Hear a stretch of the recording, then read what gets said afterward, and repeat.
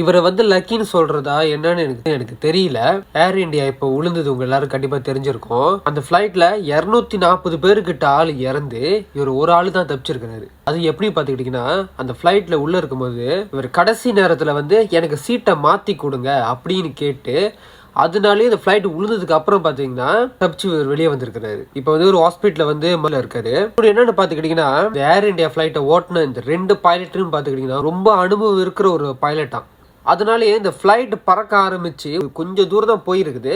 போன கையோட பாத்துக்கிட்டீங்கன்னா மே டே அப்படின்னு சொல்லி, அப்படின்னா என்னன்னு பாத்துக்கிட்டீங்கன்னா ஃபிளைட் உழுவ போகுது, ஃபிளைட்ல ஏதோ ஒரு பிரச்சனைக்கு தான் வந்து மே டே அப்படின்ற வார்த்தையை பயன்படுத்துவாங்களா. வார்த்தையை வந்து பைலட் சொல்லியிருக்கிறாரு. அப்ப அந்த பைலட்டுக்கு வந்து தெரிஞ்சிருச்சு ஏதோ ஒரு ஃபிளைட்ல ஏதோ ஒரு பிரச்சனை இருக்குது, இப்போ ஃபிளைட் உழுவ போகுது அவருக்கு தெரிஞ்சுதான். விழுந்த இடம் பாத்துக்கிட்டீங்கன்னா கவர்மெண்டோட மெடிக்கல் ஹாஸ்பிட்டல்ல ஒரு ஹாஸ்டல்.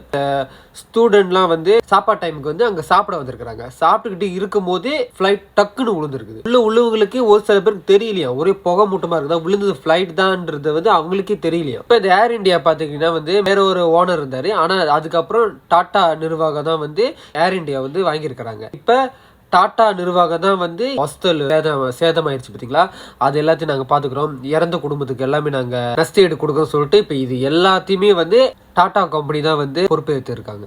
இப்போதைக்கு இதை பற்றின விஷயம் வந்து இவ்வளோ தான் சொல்லப்படுது. அடுத்த வீடியோவில் பார்ப்போம். நானும் உங்களுக்கு கிரேசி.